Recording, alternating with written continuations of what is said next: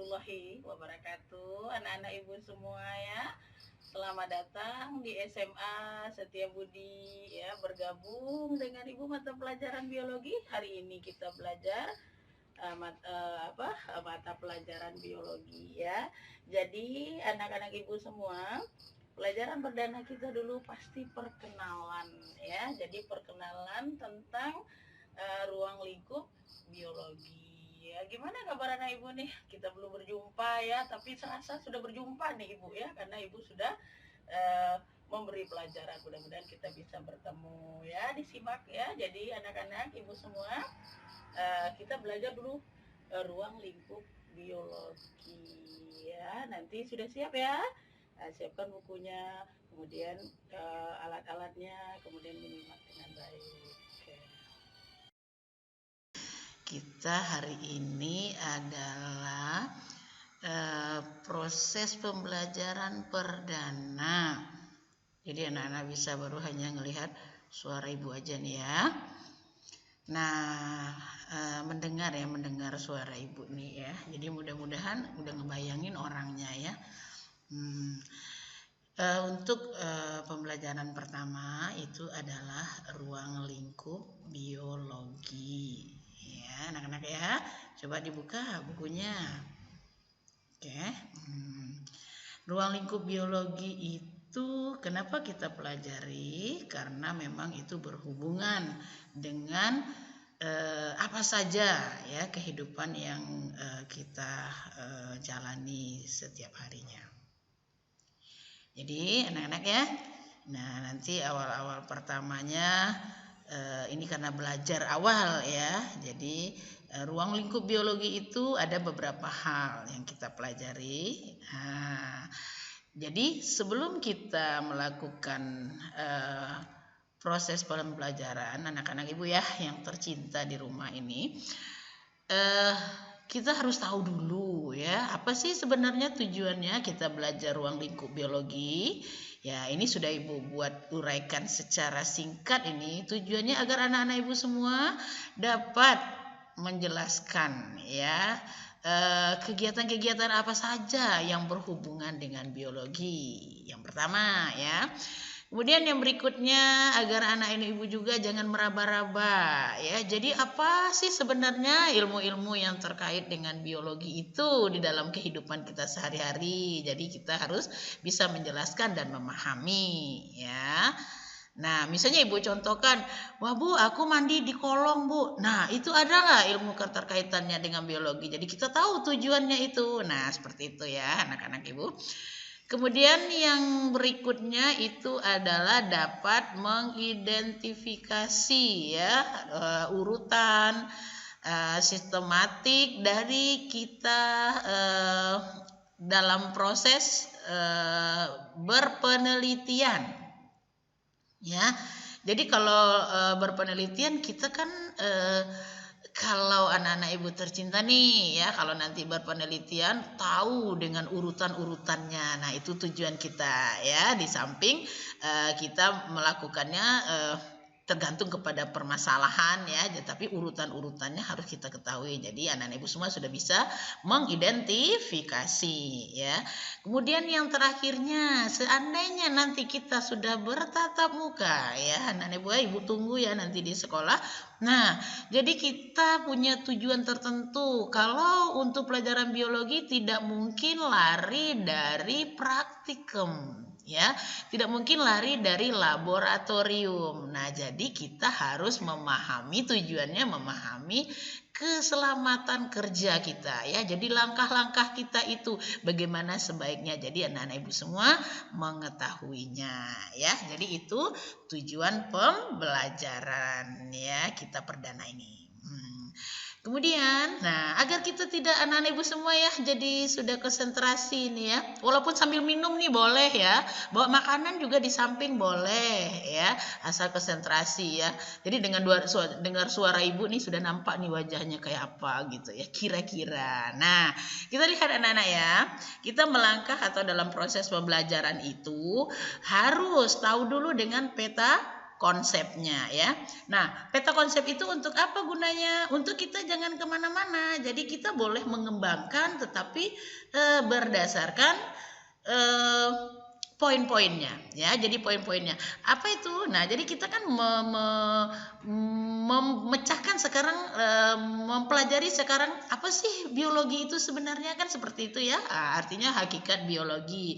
Apa yang kita bicarakan nanti itu ada karakteristik biologi, ruang lingkup biologi, metode ilmiah, nah dan sebagainya ya. Dan ditambah satu lagi itu nanti bagaimana kita di laboratorium gitu anak-anak ya.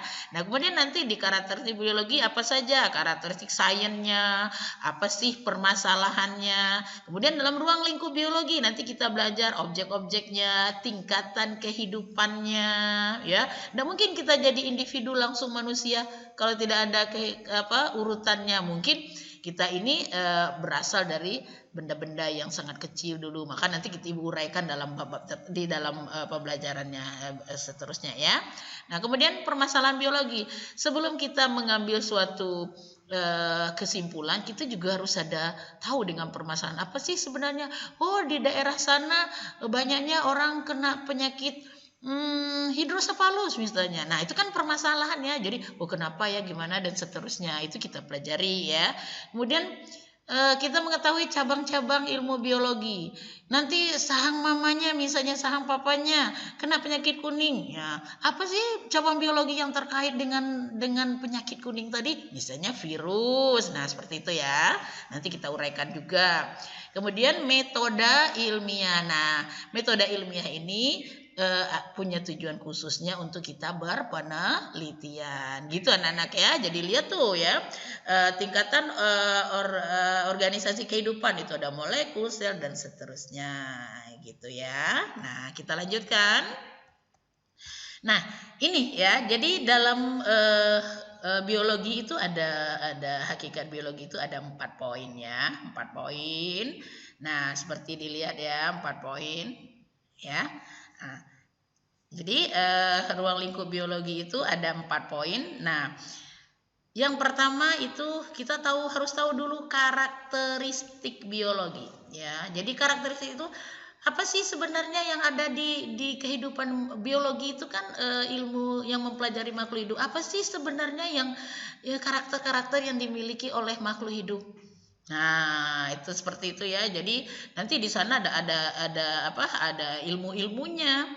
Oh, dia misalnya si ayam misalnya suka pulangnya pas maghrib, itu namanya karakteristik biologi di ilmu zoologinya gitu ya. Jadi dia punya, dan etologinya, tingkah lakunya ya. Jadi nggak ada ayam itu pulang ke kandangnya tengah hari. Nah, itu namanya adalah salah satu contoh karakteristik biologi. Nanti macam-macam ya pokoknya, karena makhluk hidup itu dalam biologi itu ada tumbuhan, ada hewan, ada manusia. Nah, kan itu punya karakteristik yang berbeda-beda. Nanti kita uraikan ya.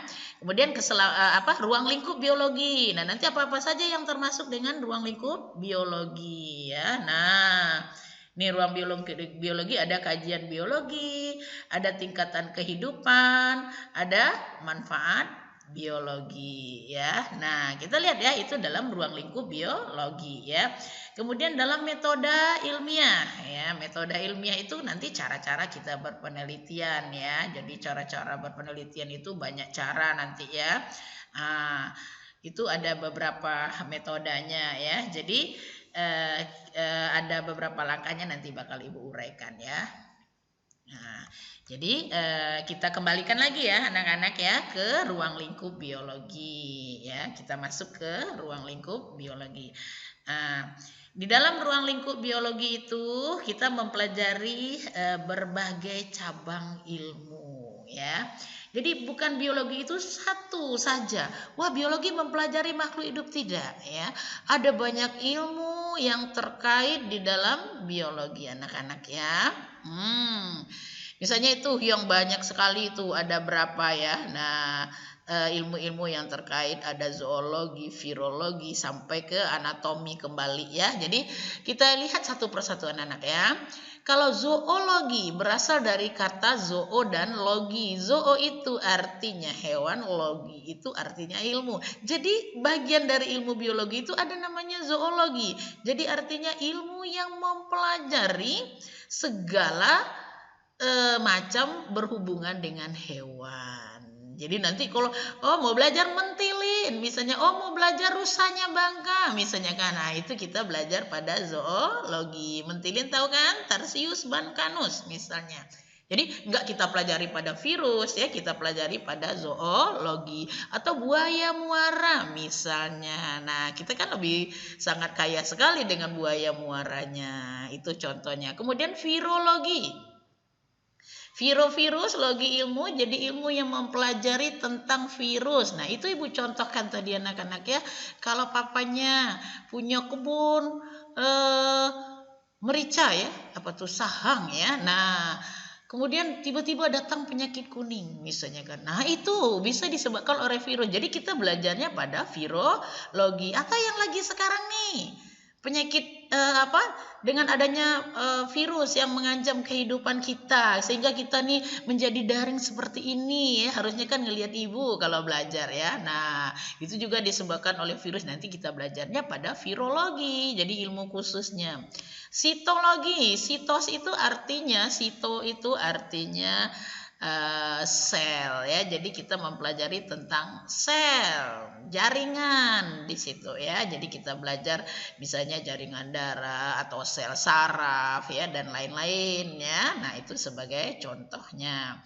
Nanti kadang-kadang kita belajarnya nanti hewan bersel satu ya kan. Nah ada yang bersel banyak ya. Nah itu nanti kita belajarnya dalam ilmu sitologi. Kemudian parasitologi. Nah parasitologi itu berasal dari kata parasit. Jadi apa saja yang di dalam kehidupannya dalam biologi itu yang bisa menimbulkan parasit. Mungkin anak-anak ibu ini pasti teringat ya cerita legenda bangau dengan burung burung jalak. Itu kan memorial satu contoh yang legendaris. Sebenarnya banyak anak-anak ibu, bukan itu saja yang parasit, tapi kita biasa dengan bangau dengan burung jalak. Nah gitu ya. Sekarang ibu robah mindsetnya itu. Arti dari parasit itu adalah semua yang bisa merusak kita. Itu namanya parasit. Jadi ilmunya adalah parasitologi ya. Nah contoh apa? Contoh misalnya cacing. Cacing parasit nggak? Parasit. Jadi kita belajar juga dari parasitologi. Benalu yang biasa juga legenda, parasit juga ya kan. Apalagi misalnya bakteri tuberkulosis misalnya ya, mikrobakterium tuberkulosis itu juga termasuk parasit. Jadi apa saja yang mengganggu kehidupan kita itu dipelajari dalam ilmu parasitologi. Gimana anak-anak? Kira-kira paham? Atau ibu terlalu cepat barangkali ya, karena semangatnya nih perdana gitu ya. Kemudian ada paleontologi. Paleontologi itu ya artinya ilmu tentang fosil-fosil ya. Jadi kehidupan-kehidupan yang silam itu ya, bisa kita belajar fosil dinosaurus misalnya dan lain-lain. Kalau mikologi, ya miko itu artinya jamur ya. Jadi kita belajar segala macam jamur. Nah, apa jamur? Coba anak-anak ibu semua suka kan makan jamur? Crispy jamur ya. Apa jamur? Tapi nggak boleh nggak tahu ilmunya tentang jamur. Nanti kalau nggak tahu kita bisa keracunan. Maka itulah gunanya kita belajar ya, namanya mikologi. Ya ada dua nanti ya. Ada yang merugikan, ada yang menguntungkan ya. Kenapa ibu ajarkan seperti ini? Karena anak-anak ibu di rumah ya, kalau ibunya juga mendengar boleh. Karena jamur termahal di Indonesia terletak di Bangka Belitung. Apa coba contohnya? Jamur pelawan. Ya nanti kita bahas sendiri ya. Jadi maka kita harus belajar jamur. Ginekologi misalnya. Lagi ya, ginekologi itu ilmu yang mempelajari tentang tingkah laku anjing. Jadi ini berguna bagi polisi ya, anjing pelacak. Jadi tingkah lakunya bisa ini, bisa menggonggong, bisa diam, bisa apa. Nah itu kita pelajari pada ginekologi ya. Kemudian histos itu jaringan. Tadi sito itu sel. Kalau histo itu jaringan ya. Baik jaringan tumbuhan, baik jaringan hewan, baik jaringan hidup, baik jaringan yang tidak hidupnya ya, histor. Atau misalnya jaringan apa yang anak-anak ibu tahu? Jaringan epidermis misalnya ya kan. Kemudian jaringan otot, misalnya ototnya bisa besar tuh kayak Adira itu. Nah, itu dipelajari pada histologi. Kemudian higienis ini untuk semua kita ya. Higienis itu harus bersih dari segala-galanya ya. Harus kenapa coba sekarang kalau kita nggak bersih, sekarang kita disuruh cuci tangan ya. Disuruh pakai antiseptik lagi ya. Nah, itu kan supaya higienis itu ya. Kemudian genetika ya. Nah, genetika itu adalah ilmu mencari penyambung turunan yang baik ya, gen-gen yang berpengaruh di dalam tubuh. Misalnya begini, ibu itu kita dengar dalam satu balapan itu ada yang meninggal karena darahnya nggak mau membeku gitu ya. Itu ada dalam genetika ya, itu bawaan gen ya, darah tidak bisa membeku atau hemofilia. Nanti ada ibu ya, kalau nanti kelas 3 kita lanjutkan ya. Kemudian fisiologi itu adalah ilmu tentang faal tubuh kita ya. Ada kita yang sedikit aja kena angin, pilek, sedikit aja alergi, itu kan faal tubuh kita ya. Ada makan udang, gatel ya. Nah, itu di fisiologi tubuh kita belajar ya, di faal tubuh kita ya. Jadi apa saja yang mempengaruhi seperti itu. Kemudian kita lanjutkan ya, nggak apa-apa ya ibu terangin satu-satu ya, nanti biar bisa cari contohnya yang lainnya. Nah, kita lanjut ke evolusi. Gimana anak-anak coba evolusi? Wah, terbayang sih ya evolusi. Oh, orang itu berasal dulu dari kera, kemudian berubah cantik, seperti anak ibu sekarang nih, cantik ya. Nah, itu salah satu contoh ilmu evolusi perubahan yang terjadi pada makhluk hidupnya. Kemudian embriologi. Nah, embriologi itu kalau ada zigot ya, kemudian ada perubahannya, morula, blastula dan sebagainya, itu kita pelajari di embriologi. Nanti sampai kelas 3 semua ilmu ini kita pelajari secara bertahap ya. Kemudian ada ilmu ekologi. Nah, ini yang suka terabaikan ya. Eko itu lingkungan, logi ilmu. Jadi ilmu yang mempelajari tentang lingkungan yang suka terabaikan ya. Anak-anak ibu nggak boleh dong ya. Kalau anak pintar nggak boleh mengabaikan ilmu ekologi ini ya. Karena kita berada di dalam suatu lingkungan ya. Kemudian etologi, tingkah laku. Nah, tingkah laku apa contohnya? Misalnya yang agak spesifik, contohnya tingkah laku dari cumi-cumi. Gimana kalau cumi-cumi? Kalau dia terancam kehidupannya, maka dia mengeluarkan tintanya. Itu namanya ilmu etologi. Ya. Atau semut, berombong-rombong membawa sesuatu ke dalam sarangnya. Bersama-sama, kalah manusia ya, kalah kita ya. Kalau kita kan ego kita tinggi, kalah sama etologi dari semut ya. Nah, itu contoh. Biologi molekuler ini yang sekarang ya, molekul yang digunakan untuk bioteknologi dan sebagainya, untuk ilmu pengetahuan ya, untuk mengembangkan suatu mutasi-mutasi dan sebagainya ya. Kemudian botani mempelajari ilmu tentang tumbuh-tumbuhan, sama dengan zoologi tadi hewan ya. Kalau bioteknologi ini kreativitas, ilmu kreativitas ya. Bioteknologi itu adalah ilmu yang mempelajari kehidupan kita dan jasa yang diberikan oleh makhluk hidup terhadap orang lain atau lingkungannya. Misalnya anak ibu ya, di rumah mamanya suka buat tempe atau suka buat tape ya, itu namanya sudah bioteknologi ya, karena menggunakan jasa dari makhluk hidup. Apa jasanya? Si jamur, si bakteri dan lain. Atau pergi ke pusat perbelanjaan misalnya, beli yogurt atau beli Yakult dan sebagainya seperti itu ya. Nah, kalau bakteriologi itu tentang bakteri. Nah, kita harus jaga ya dari bakteri ya yang bisa merusak, ada yang menguntungkan. Kalau andrologi itu adalah ilmu yang mempelajari tentang sifat hormon untuk laki-lakian ya. Kemudian agronomi itu adalah tumbuh-tumbuhan yang spesifik ya. Kemudian anatomi, bentuk tubuh bagian dalam ya. Nanti anak-anak ibu dari cerita tadi nanti pasti bisa mencari, wah kalau ini kasusnya kita belajar ilmu apa ya? Misalnya seperti itu. Oh, kalau aku mandi di kolong, ilmu apa ya yang terkait? Satu higienis, satu dua virus, biologi. Seperti itu ya. Nanti bisa dihimpun, nanti bisa bikin resume sendiri anak-anak ya. Setelah Ibu paparkan beberapa cabang-cabang ilmu yang terkait dengan biologi. Gimana? Yang ngantuk kali ya? Nggak boleh ngantuk ya. Minum dulu, minum sambil minum ya. Kita lanjutkan. Nah, ini ya. Jadi yang keduanya itu tingkatan kehidupan.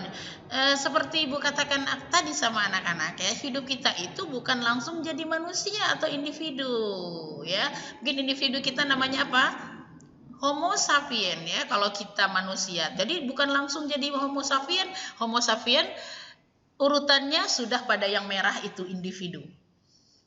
Ya, sudah individu. Jadi kita mulai dulu dari molekul.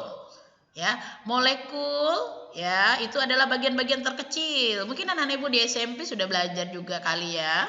Nah, molekul itu contohnya apa? H2, hidrogen ya. O2 itu molekul ya. Jadi lebih dari satu unsur. Kemudian kalau molekul bergabung-gabung, dia kemudian sebenarnya urutannya molekul itu jadi zat dulu ya. Jadi zat misalnya apa? Asam amino, karbohidrat ya, kemudian lain-lain. Nah, dari zat-zat tadi bergabung maka bakal membentuk organel sel sebelum dari sel ya. Nah, kemudian organelnya berkumpul ya, bisa membentuk sel ya. Kemudian selnya bergabung-gabung, banyak sel, membentuklah satu jaringan. Kalau sel apa misalnya? Neuron, sel otak ya, nefron, sel ginjal misalnya ya kan. Nah, nanti kalau bergabung-gabung ya, misalnya neuron bergabung maka membentuklah jaringan saraf ya, jaringan saraf anak-anak Ibu semua ya. Kemudian berbagai macam jaringan nanti kalau dia bergabung, ini kan tingkatan kehidupan ya, nanti bakal membentuk suatu organ. Nah, apa coba anak-anak yang tahu organ? Jantung, Bu, gitu ya. Nah, artinya kalau jantung berbagai macam jaringan. Jaringan apa? Jaringan darah, jaringan otot, dan jaringan-jaringan lainnya ya. Kemudian organ tadi bergabung bakal membentuk sistem organ. Ya, jadi di dalam sistem organ itu nanti gimana Bu contoh sistem organ? Gini, sistem organ misalnya sistem pencernaan misalnya ya kan. Nah, di dalam sistem pencernaan banyak kan organnya anak-anak, mulai dari mulut, kerongkongan, lambung, usus dan lain-lain ya. Jadi dia membentuk satu kesatuan. Udah hampir sempurna nih ya, udah hampir sempurna kehidupan itu. Kemudian semua sistem organ, misalnya sistemnya pernapasan, sistem pencernaan, sistem ekskresi. Nah, kalau semuanya bergabung sistem itu, maka membentuklah anak-anak Ibu yang cantik ya, namanya adalah individu. Nah, jadi terbentuklah misalnya manusia. Individunya apa? Homo sapien. Bukan sampai di situ saja kehidupan itu. Jadi kalau sudah ada individu, gimana lagi? Individu itu apabila dia berkumpul sejenisnya atau sesamanya. Misalnya anak-anak Ibu nih kumpul. Nah, itu namanya populasi. Gitu ya. Nah, kalau populasi itu berkumpul tetapi berbeda-beda jenisnya. Misalnya ada kita manusia, ada hewan, ada grup jamur, ada grup tumbuh-tumbuhan misalnya ya kan. Nah, itu sudah namanya komunitas. Jadi sudah banyak-banyak macam di dalamnya, namanya komunitas. Nah, nanti si komunitas itu apabila dia dibatasi oleh tempat tertentu, maka itu dinamakan dengan ekosistem. Ya, anak-anak lihat ya, yang tuh dekat perahu ya, ekosistem. Nah, di latar itu anak-anak bisa belajar. Itu ekosistem apa coba di latar kita ini? Ekosistem sungai. Ya kan? Nah, di ekosistem sungai ada apa di situ? Oh, ada biota sungainya, ada pohon-pohonnya, ada rumputnya kan? Nah, bisa anak-anak lihat? Nah, ada si orang yang lagi berperahu. Nah, itu merupakan suatu ekosistem ya. Jadi ada isinya macam-macam ya. Nah, ekosistem namanya ya kalau dibatasi oleh ruang lingkup atau tempat tertentu. Apa tempatnya? Sungai. Jadi kita namakan itu adalah ekosistem sungai, ada ekosistem laut, ada ekosistem pergunungan, ada ekosistem padang pasir dan sebagainya. Nah, kalau itu semua bersatu, maka akan menghasilkan biosfer.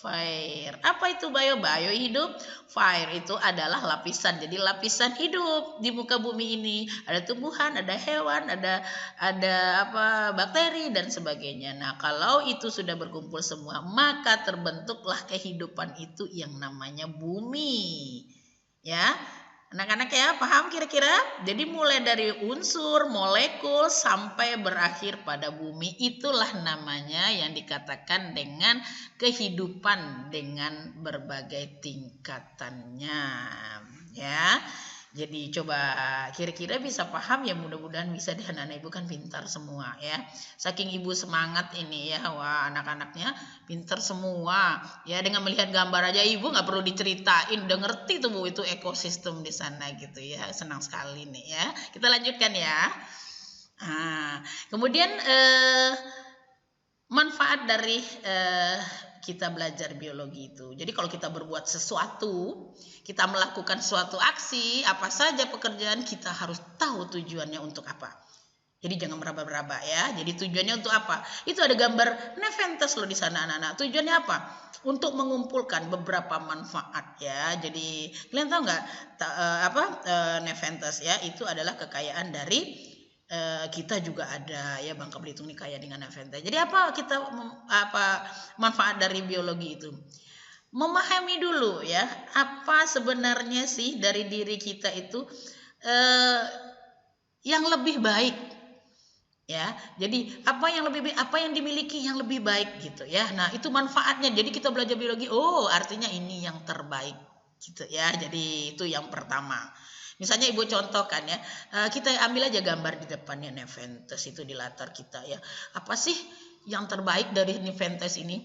Dia lebih hebat dari kita. Kita punya segala kemampuan. Si Nepenthes ini nggak punya akar yang lebar, ya, nggak seperti pohon jati. Tetapi kenapa dia bisa hidup? Paling-paling akarnya itu cuma 2 cm, 3 cm. Tapi dia bisa hidup kemana-mana. Gimana dia? Dia punya akal.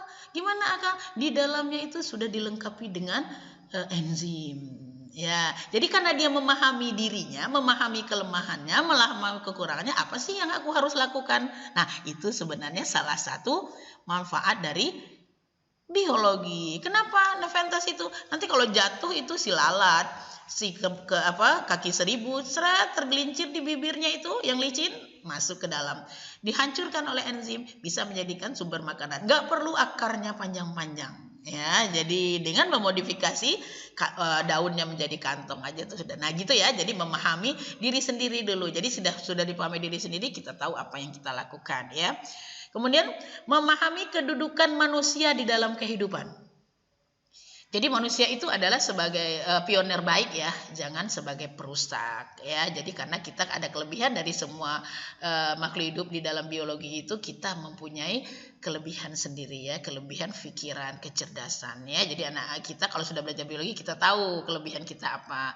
Kemudian menyadari pentingnya kebersihan dan kesehatan. Ya, jadi dengan adanya biologi itu kita sudah menempatkan semua itu pada tempatnya ya, itu maksudnya ya. Nah, sama aja si Nepenthes kalau untuk poin ketiga itu pentingnya kebersihan. Dan Nepenthes ini sangat bersih loh anak-anak ya. Jadi kalau misalnya dia masih dalam kondisi segar itu, untuk mengeluarkan enzimnya itu katupnya ditutup. Ya. Nanti kalau sudah masuk makanan, katupnya dibuka ya. Masuk makanan, katupnya dibuka. Kenapa? Karena di dalam tubuhnya itu terjadi proses metabolisme. Nanti pasti mengeluarkan gas-gas yang tidak baik untuknya. Maka dia lepaskan ke atas gitu ya. Jadi dari si Nepenthes saja kita sudah bisa belajar. Bu, ibu cerita Nepenthes terus, apa sih sebenarnya Nepenthes itu? Kami nggak tahu gitu ya. Nah, nanti pasti ada yang nggak tahu. Coba Nepenthes itu apa? Nepenthes itu kalau kita katakan umumnya ketuyut. Paham ya ketuyunnya? Atau ketakung. Ya, bahasa Indonesianya itu adalah kantong semar. Bahasa kita cantiknya dalam biologi, bahasa Latin, kita nggak boleh lari dari bahasa Latin, namanya adalah Nepenthes. Ya, itu ya anak-anak ya. Ibu cerita Nepenthes terus, ke manfaatnya nggak tahu kami Ibu. Nah, itu udah tahu ya. Ntar lihat deh di belakang rumahnya, tahu ada Nepenthes ya. Kemudian mengembangkan hobi tertentu. Nah, lagi dari Nepenthes Ibu ngambil contohnya ya. Nepenthes ini kalau kita lihat di hutan belantaranya. Nah, Ibu hobi Nepenthes nih soalnya ya. Nah, wow, Ibu apaan itu Bu? Nambun, kata kalian ya. Kata anak Ibu semua pasti nambun Bu. Nah, coba deh nambun, bawa ke rumah. Sampai di rumah ada nggak kantongnya? Bisa nggak berkata nambun nanti? Bisa nggak berkata seperti dia ada di alamnya? Coba, itu baru hebat namanya kita. Baru bisa mengembangkan hobi ya. Si Nepenthes itu bisa berkantong di tangan kita. Nah, itu hobi namanya ya. Salah satu contohnya. Paham ya? Nah, kira-kira seperti itu. Kemudian menyediakan kesempatan kerja untuk berkarir ya. Jadi dengan tahu kelemahan, tahu kepintaran, tahu manfaat, tahu menjaga, tahu menggunakan, maka kita bisa berkarir sesuai dengan apa potensial yang kita miliki. Gitu ya anak-anak ya. Manfaat biologi ini, makanya biologi itu adalah ilmu terapan kehidupan sehari-hari. Apa saja kalau kita sudah mengikuti ranah atau behavior, kita sudah mengikuti kaidah dari biologi, insya Allah kita bisa kehidupannya bisa berjalan dengan baik ya. Kemudian kita lanjutkan ya. Lanjutkan anak-anak Ibu semua ya. Nah, ini metode ilmiah ya. Nanti kalau lebih detailnya, kalau kita nanti mudah-mudahan kita bisa tatap muka, nanti kita bisa langsung melakukan satu penelitian sederhana ya. Nah, ini metodenya ya. Yang pertama kita harus memilih masalah ya. Apa masalahnya sih? Yang seperti Ibu katakan tadi, wow Bu, Ibu ada di suatu desa ada kena muntaber Bu, semuanya gitu. Nah, apa sih masalahnya sebenarnya? Kenapa terjadi muntaber? Oh, mungkin berhipotesa kita kan, mungkin itu disebabkan oleh mandi bersama di kolong yang kecil. Misalnya itu kita mulai berhipotesa ya. Jadi hipotesa kita tuh namanya H0 ya, hipotesa awal, boleh bisa jadi, boleh bisa tidak, maka kita lakukan penelitian nanti ya. Kemudian studi pendahuluan ya. Jadi kalau studi pendahuluan itu apa sih sebenarnya, apa yang mendukung, yang menunjang. Nah, kita belajar pakai literasi ya, literatur ya. Kemudian menentukan rumusan masalah ya. Tadi menentukan rumusan hipotesis, kata Ibu ya. Hipotesis kan ada dua nanti, ada H0, ada H1. H0 itu kira-kira kita awal, H1 itu sudah dengan pembuktian ya. Kemudian ada metode kerjanya, nanti dalam metode kerja itu sesuai dengan aturan ya. Nah, kemudian menentukan variabel dulu, kita harus tahu dulu variabel bebas namanya. Ada variabel terikat ya. Kemudian ada variabel kontrol. Bu, apa sih sebenarnya variabel itu? Nah, jadi kalau misalnya kita nanti penelitian, kalau anak-anak Ibu tercinta kita sudah tatap muka berdoa ya, nanti kita bisa lihat, oh begini loh yang variabel terikat, begini loh yang variabel bebas. Atau ya, kita bisa lihat di dalam penelitian-penelitian. Kan orang sudah banyak melakukan penelitian ya. Jadi kalau variabel terikat, apa maksudnya? Kalau variabel bebas ya, kalau variabel bebas, jadi kita bisa melakukan penelitian itu faktor-faktor yang kita buat ya, agar kita bisa menentukan pembedanya nanti, misalnya kedalaman ya, atau suhu, misalnya suhu 30 derajat Celcius, 25 derajat Celcius, seperti itu ya, nanti itu artinya perlakuannya. Kalau variabel terikat, apa yang kita harapkan dari kita mencoba melakukan penelitian itu ya, mewujudkan uji coba itu apa sih sebenarnya? Oh, aku pengen lihat pertumbuhan misalnya. Nah, apa variabel terikatnya? Misalnya tinggi tanaman misalnya. Nah, kan bisa diukur tinggi tanaman terikat ya. Jadi tidak ada apa hasil dari variabel bebas ya. Kemudian baru variabel pengkontrol ya.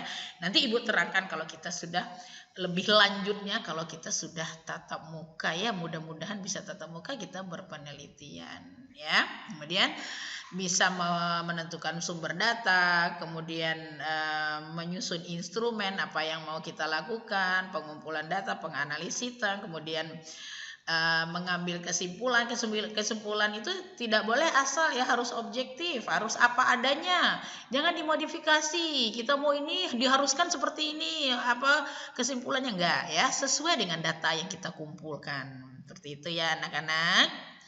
Capek nggak kira-kira ya? Enggak dong ya, sambil tiduran kan bisa belajarnya.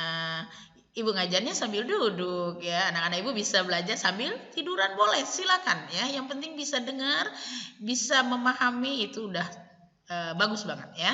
Kemudian yang terakhir di dalam metode penelitian itu baru pelaporan atau publikasi. Jadi sudah dibuat, dirapikan, kemudian dipresentasikan, diuji kebenarannya, diperkecil kesalahannya ya. Jadi tidak boleh salah-salah ya. Jadi diperkecil. Kalau salah ada nggak Bu? Ada dong pasti ya.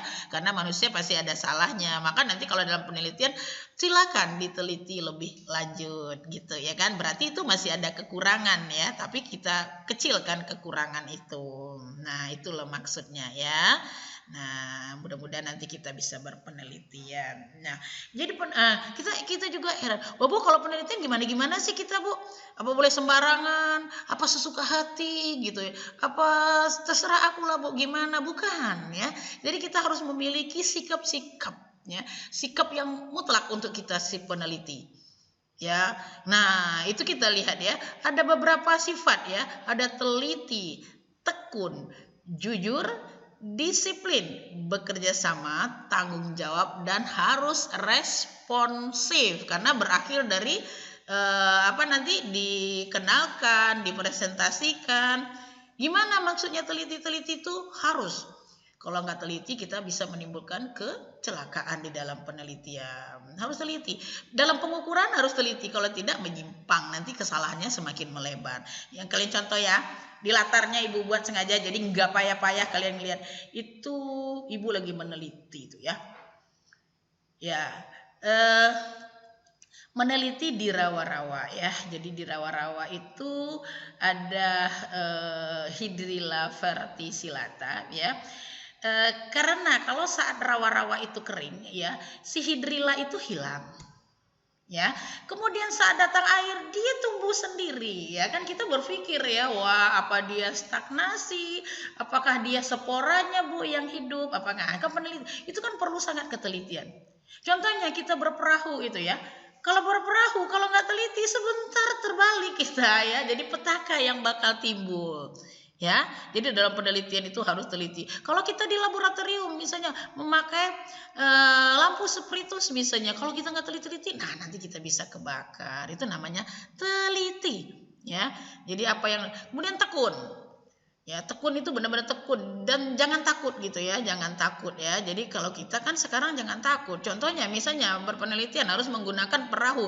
Oh jangan ya, oh nanti terbalik ya, oh nanti apa ya, oh nanti apa. Nah itu kan takut dulu, nggak jadi kita penelitian ya. Jadi nggak apa-apa ya. Jadi belajar itu penuh dengan seni ya. Jadi pelajar itu penuh dengan kegembiraan ya. Jadi jangan takut ya. Kemudian jujur. Apa maksudnya jujur? Nanti datanya 20 cm dijadiin 30 cm. Biar sesuai gitu. Nah, itu nggak boleh ya. Nggak boleh. Ini sungainya dalam, wah dangkal aja lah dibuat, kan ada rumputnya. Padahal itu kan dalam ya. Rumput itu ketinggiannya bisa saja kalau di air itu dia menyesuaikan ya, adaptasi, dia bisa sampai 1 meter lebih, 1,5 meter bisa. Kalau 1,5 meter airnya sudah sedada kita. Ya kan? Nah, jadi kita harus lakukan secara jujur ya. Kemudian datanya juga benar ya. Jadi tidak boleh salah-salah ya. Jadi tidak boleh dispekulasi, nggak boleh. Namanya kalau peneliti itu harus jujur, disiplin, harus tepat pada waktunya ya. Jadi harus kalau membakar 5 menit jangan dijadiin 10 menit. Kalau mengamati suhu cuman sampai tengah hari, jangan sampai sore. Nah, itu nggak disiplin namanya ya. Nah, banyak lagi sih contohnya yang disiplin itu.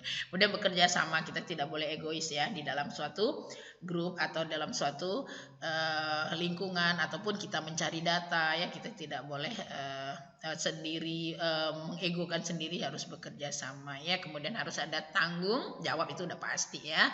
Kalau nggak tanggung jawab, apa hasilnya kalau nggak tanggung jawab ya. Jadi misalnya apa, wah Bu itu saya ukurnya segitu Bu kedalamannya, itu dipertanggungjawabkan dengan apa, ini Bu datanya. Nah seperti itu ya. Kemudian responsif dan proaktif gitu ya. Nah anak-anak Ibu ya, jadi responsif ini nanti bergunanya untuk pada presentasi. Jadi gimana ya, dari satu latar saja, dari satu gambar saja kita bisa melakukan suatu penelitian sikap-sikapnya yang harus kita miliki ya. Oke, kita lanjutkan. Nah, bagian poin-poin yang ketiganya itu adalah keempat ya, kita harus mengetahui kalau di dalam ilmu biologi kita harus selalu memikirkan keselamatan kerja, karena kita tidak bisa lari dari laboratorium ya. Kalau misalnya untuk kimia, kita harus menutup hidungnya dengan maskernya masker standar, mencampur zat tidak boleh sembarangan karena nanti dia bisa mengeluarkan bau, bisa mengeluarkan ledakan dan sebagainya. Jadi maka kita harus pahami dulu apa saja yang harus diperhatikan ya. Yang pertama keselamatan kerja, kita harus mengetahui peralatan di laboratorium, kita harus menggunakan alat sesuai dengan fungsinya, dijaga kebersihannya, disimpan kembali di tempatnya. Dan yang paling penting itu kita sebaiknya menggunakan jas pengaman ya, atau jas laboratorium atau lab jas-nya wajib sebenarnya ya di laboratorium itu ya. Itu keselamatannya, tidak boleh makan lagi ya. Ya, kita lanjutkan ya. Jadi nggak boleh makan, nggak boleh apa-apa. Maka itu tertuang di dalam tata tertib di laboratorium. Menurut Ibu ini semuanya ini anak-anak sayang tercinta ya, sudah memahami ya. Ibu ini hanya mengulangi saja ngelihat ya. Jadi tidak perlu satu-satu Ibu uraikan ya. Kalau di laboratorium masa sih boleh makan? Nah, kan nggak boleh makan ya kan. Masa sih bercanda-canda? Masa mulutnya mangap-mangap lagi mencampurkan zat? Nah, kan itu kan udah pintar sebenarnya Ibu. Jadi Ibu hanya mengingatkan aja. Kalau yang perempuan jangan rambutnya diurai-urai. Nanti lagi ngibas tergulung. Ya, nah seperti itu ya. Kemudian kalau bercanda, nggak boleh bercanda sembarangan. Nanti sudah di luar labor baru boleh bercanda gitu. Apalagi merokok ya. Di sekolah aja kita nggak boleh merokok, apalagi di laboratorium, karena ada bahan-bahan kimianya yang mudah terbakar ya, seperti itu. Jadi pemakaian alatnya harus teratur sesuai dengan urutan cara kerja, apa saja bahan-bahan dan alat yang kita gunakan. Ibu rasa itu anak-anak semua udah paham ya, udah paham sekali ya. Jadi tidak perlu Ibu uraikan ya. Nanti kalau di dalam praktikum nanti di laboratorium itu pasti kelihatan apa penyimpangannya. Tapi yang biasa dilanggar apa? Ayo coba anak-anak. Yang Ibu suka perhatikan apa yang suka dilanggar di laboratorium. Kalau zat sih enggak. Apa coba? Pasti dijawab sendiri nih pasti ya. Makan di laboratorium ya. Jadi nggak boleh mau makan permen, makan apa nggak boleh ya. Itu yang suka terabaikan. Kalau yang lainnya Ibu selama Ibu perhatikan itu agak jarang terjadi ya. Yang keduanya itu suka ngobrol ya di laboratorium. Nah, dua itu yang perlu ditekankan gitu ya. Jadi tidak yang lain-lainnya tidak bermasalah nih. Contoh-contoh pemberitahuan ya, tidak boleh terbakar, meledak, tidak boleh suara keras. Hati-hati kalau luka, kita misalnya pakai speednya tusuk untuk misalnya ditransportasi kan, peredaran darah kita ngambilnya itu kan pakai speed, nanti jangan dimain-mainkan gitu ya. Itu salah satu contohnya ya. Jadi sama aja ya. Jadi pekerja di dalam laboratorium itu kan mereka di dalam laboratorium semuanya tersedia hidran, yaitu pemadam kebakarannya, washer itu untuk penutup matanya, kemudian kapas, ya, jas led, obat-obatan, P3K semuanya itu ini perlengkapan yang sudah disediakan di laboratorium. Jadi anak-anak yang perlu diperhatikan nanti adalah di mana sih tempatnya. Jadi jangan meraba-raba ya. Jangan kapas dicari di loker tempat meletakkan spatula misalnya, kan nanti aneh pula ya. Jadi harus tahu tempatnya masing-masing. Gitu aja ya untuk ini. Nah, ini salah satu contoh di laboratorium yang kita harus patuhi, harus pakai masker, kemudian pakai lab jas, kacamata, segala macam, dan mengetahui peralatan yang di laboratorium yang untuk ditiup kalau tidak bisa ditiup jangan ditiup ya. Nah, yang dituang, yang harus pakai corong ya. Jadi harus mengikuti aturan ya, agar kita bisa bekerja di laboratorium, karena dalam penelitian juga kita separohnya pasti ada di laboratorium ya, di samping di lapangan. Nah, gitu ya. Gimana anak-anak? Kira-kira udah paham? Paham belum ya kira-kira ya? Ini Ibu tunggu nih ya. Tapi Ibu tidak kasih anak-anak tugas ya. Yang penting dipahami dulu pembelajaran kita hari ini ya. Nah, Ibu lihat gambar itu, Ibu terbayang wajah anak-anak Ibu di rumah sesegar ya, keaneka ragaman hayati Bangka Belitung di rumah ya. Mudah-mudahan bab perdana kita ini bisa diambil manfaat, nanti tugasnya nanti menyusul ya anak-anak. Oke. Gimana anak-anak semua? Ya, dengan pembelajaran Ibu hari ini ya, semoga itu bisa bermanfaat ya. Walaupun capek-capek nih, lama Bu, capek gitu ya, nggak capek nggak akan bisa minum ya. Jadi harapan Ibu dengan mendengar suara ya, tidak bertatap muka tidak mengurangi arti ya. Jadi mudah-mudahan bisa dimengerti semua. Dibukanya jangan sekali saja ya, dibuka berkali-kali agar bisa dipahami. Itu adalah pembelajaran kita perdana ya. Mudah-mudahan besok lagi kita bisa tatap muka, dipahami. Kemudian untuk tugasnya nanti Ibu berikan tugas menyusul saja. Yang penting kalian dulu paham. Untuk bab yang pertama kita ini adalah ruang lingkup biologi. Demikian saja. Kalau misalnya Ibu ada salah-salah itu di semuanya, biar anak-anak Ibu semua tua, Ibu ini sudah lama libur ya. Jadi semoga tidak ada kesalahan ya. Jadi anak-anak Ibu bisa mengambil manfaat dari pembelajaran tadi. Sekian saja. Assalamualaikum warahmatullahi wabarakatuh.